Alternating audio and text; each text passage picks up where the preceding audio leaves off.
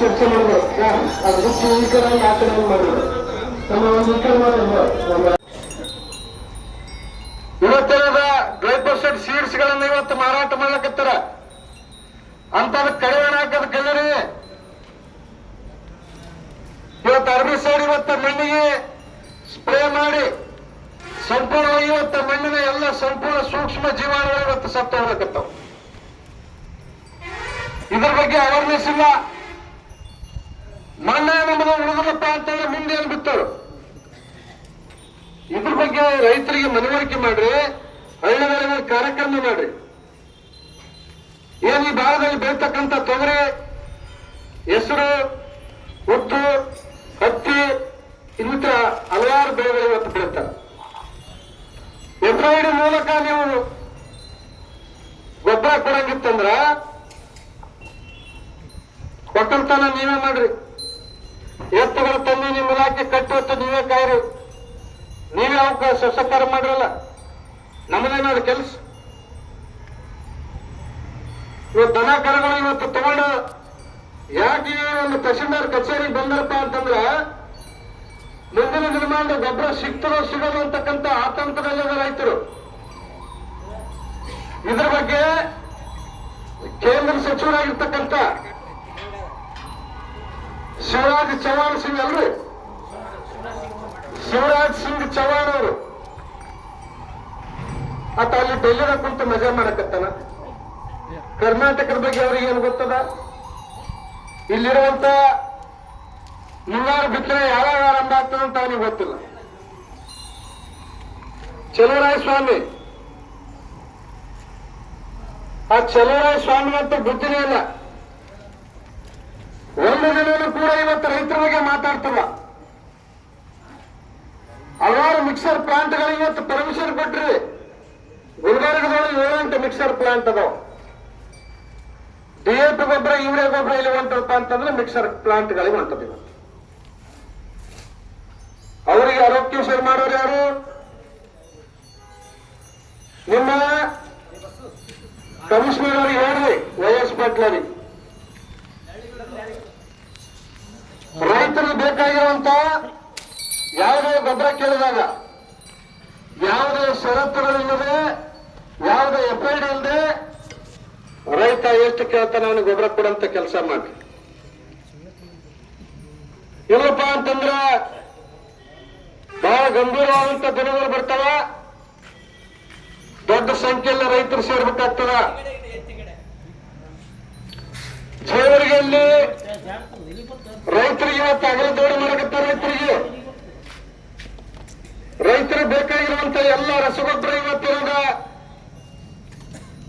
ಬಂಡವಾಳ ಶಾಲೆಗಳ ಖರೀದಿ ಮಾಡಿ ಎಲ್ಲ ಒಂದು ದೊಡ್ಡ ದೊಡ್ಡ ಗೋಡನ್ನು ಹೊಡೆದು ಮುಚ್ಚಿಡ್ಲಾಕತ್ತಾರ. ಮುಚ್ಚಿಟ್ಟಿಗೆ ಆಮೇಲೆ DAP ಸಿಗಲ್ಲ, ಯೂರಿಯಾ ಸಿಗಲ್ಲ. ರೈತರಿಗೆ 2,000 ಕೊಟ್ರೆ ಮತ್ತೆ DAP ಹೊರಗೆ ಬರ್ತದೆ. ಇದು ಆಗಿರ್ತಕ್ಕಂಥ ಕಳೆದ ವರ್ಷದ ಘಟನೆ ಅದ. ಇದ್ರ ಬಗ್ಗೆ ಯೋಚನೆ ಮಾಡ್ರಿ ನೀವು. ಕೂಡ್ರಿ ದಯಮಾಡಿ. ಯಾಕೆ ಹೋರಾಟ ಮುಗಿದದ? ಕೂಡ್ರಿ, ಒಂದು 10 ನಿಮಿಷ ಕೂಡ್ರಿ. ಎಲ್ಲ ಯಾಕೆ ನಿಂತೀರಿ? ಕೂಡ್ರಿ ದಯಮಾಡಿ, ಎಲ್ಲ ಕೂಡ್ರಿ. ಯಾಕೆ ಈ ವಿಚಾರಗಳನ್ನ ರೈತರನ್ನು ನಾವು ಗಮನಕ್ಕೆ ತರಕತ್ತಿಪ್ಪ ಅಂದ್ರೆ, ರೈತರಿಗೆ ಅಗಲಕ್ಕಲ್ಲೇ ಇವತ್ತು ಮೋಸ ಮಾಡ್ತಕ್ಕಂಥದ್ದು ನಿಮ್ಗೆ ಗೊತ್ತಿರಲಿ. ಕೂಡ್ರಿ, ಯಾರು ಕೂಡ ಮಾತಾಡಬಾರ್ದು. ಯಾವುದೇ ಅಂಗಡಿಗಳಿಗೆ ಹೋದಾಗ ಇವತ್ತು ಯಾರೇ ನಿಮಗೆ DAP ಇಲ್ಲ, ಯೂರಿಯಾ ಇಲ್ಲ ಅಂತ ಹೇಳಿ ಯಾರಾದ್ರೂ ಹೇಳಿದ್ರಪ್ಪ ಅಂತಂದ್ರೆ ನೇರವಾಗಿ ಕೃಷಿ ಇಲಾಖೆಗೆ ಹೋಗ್ರಿ. ಅವ್ರನ್ನ ಕರ್ಕೊಂಡು ಬಂದು ಅಲ್ಲಿ ನೋಟಿಸ್ ಬೋರ್ಡ್ನಾಗ ಅವ್ರು ಹಾಕಿರ್ತಾರೆ. ನಿನ್ನ ಬಳಿ ಎಷ್ಟು ಗೊಬ್ಬರ ಅದ, ಎಷ್ಟು ಯೂರಿಯಾ ಅದ ಅಂತೇಳಿ ಅಲ್ಲೊಂದು ನಾಮಫಲಕ ಹಾಕಿರ್ತಾರೆ. ಕಡ್ಡಾಯವಾಗಿ ಅದನ್ನು ಕೂಡ ಪಾಲಿಸಬೇಕು. ಯಾರು DAP ಜೊತೆಗೆ ನ್ಯಾನೋ ಯೂರಿಯಾ ತರ, ಗ್ರಾನೂಲ್ಸ್ ತರ, ಮತ್ತೊಂದು ತರ ಅಂತೇಳಿ ಯಾರಾದ್ರೂ ಒತ್ತಾಯ ಮಾಡಿದ್ರಪ್ಪ ಅಂತಂದ್ರೆ ನೇರವಾಗಿ ಕೃಷಿ ಇಲಾಖೆ ಅಧಿಕಾರಿಗಳನ್ನು ಕರ್ಕೊಂಡು ಅವನ ಮೇಲೆ ಕೇಸ್ ಆಗ್ತಕ್ಕಂಥ ಕೆಲಸ ನೀವು ಮಾಡಬೇಕು. ಕೃಷಿ ಇಲಾಖೆ ಬರೀ ಇಲ್ಲಿ ಒಳ್ಳೆಯ ಯಾಕೆ ಈ ಮಾತನ್ನ ಅವ್ರಿಗೆ ಹೇಳ್ತಾ ಅಂದ್ರ ನಿಮ್ಮ ಕರ್ತವ್ಯ ನೀವು ಮರೆತು ಬಿಟ್ರು. ಆಗಲೇ ಹೇಳಿದ್ರು ಸಿಬ್ಬಂದಿ ಇಲ್ಲ ಅಂತೇಳಿ.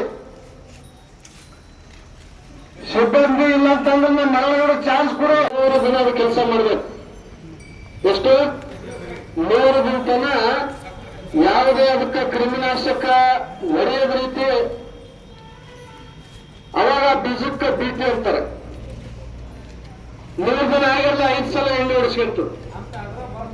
ಸರಿ, 1 ನಿಮಿಷ ಮಾತನಾಡ್ತಾರೆ, ನೀವು ಮಾತಾಡ್ತಾರೆ, ಕೇಳಿ ಪೂರ್ತಿ.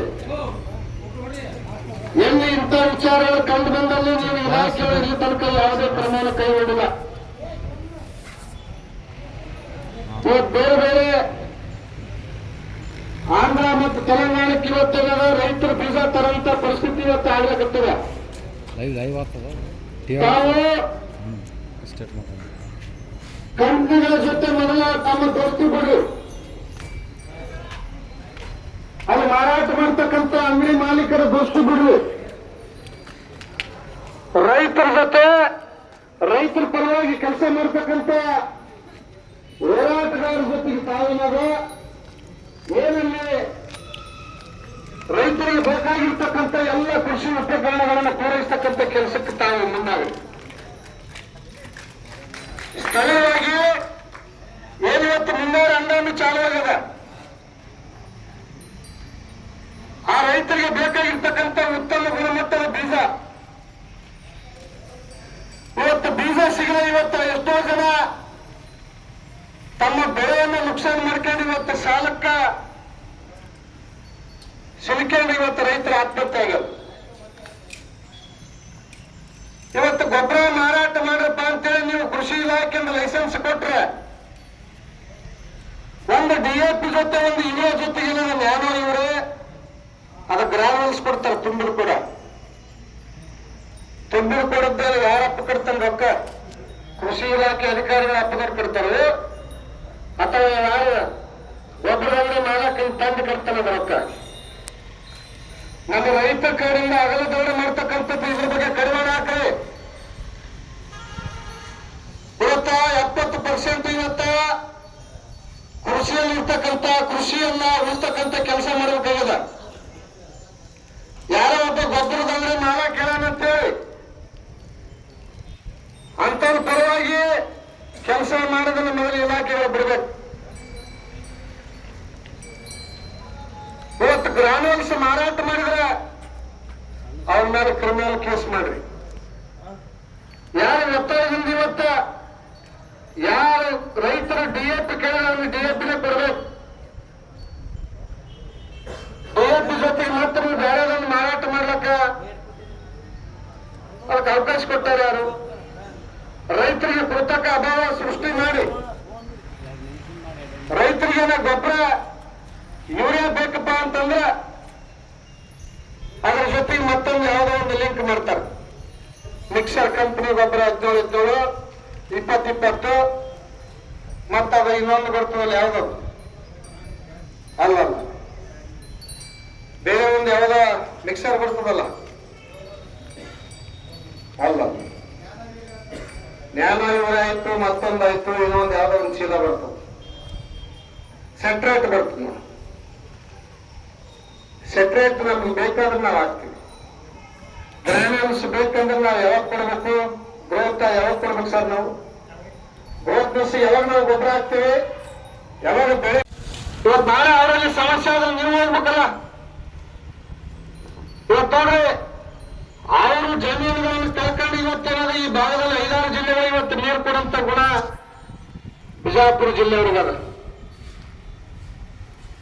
ಇವತ್ತು ಸಾವಿರಾರು ಎಕರೆ ಇವತ್ತು ಜಮೀನು ಕಳ್ಕೊಂಡ್ರ ಇವತ್ತೊಂದು ಆಲಮಟ್ಟಿ ಜಲಾಶಯ ಕಟ್ಟಡ ನಿರ್ಮಾಣ ಆಗಿರಪ್ಪ ಅಂತಂದ್ರ ಹಲವಾರು ಜಮೀನು ಹೋಗಿದಾವೆ ಇವತ್ತು. ಯಾಕ ಈ ಭಾಗದಲ್ಲಿ ನೀರಾವರಿ ಪ್ರದೇಶ ಆಗ್ಬೇಕು, ಈ ಭಾಗದಲ್ಲಿ ರೈತರು ಉದ್ಧಾರ ಆಗ್ಬೇಕು. ಯಾಕಂದ್ರೆ ನಾನು ಜಮೀನು ಕೊಡಲ್ಲಪ್ಪ, ನಾನ್ಯಾಕೆ ಕೊಡೋದು, ನಾನು ಭೂಮಿ ಕಳ್ಕೊಂಡು ನಿಮಗೆ ಯಾಕೆ ನೀರು ಕೊಡಮ್ಮಂತೇಳಿ. ಆದ್ರೂ ಕೂಡ ಇವತ್ತಿಗೆ ಅವರು 1000 ಅಡಿ ಅಗದಿಗೆಸಿಂದ ಇವತ್ತ ನೀರನ್ನು ತೆಗೆದು ಇವತ್ತ ದೇಶಕ್ಕೆ ಇವತ್ತು ಹಲವಾರು ಹಣ್ಣುಗಳನ್ನು ಕೊಡ್ತಕ್ಕಂಥ ಬಿಜಾಪುರ ಜಿಲ್ಲೆಯವ್ರಿಗೆ ನಾವು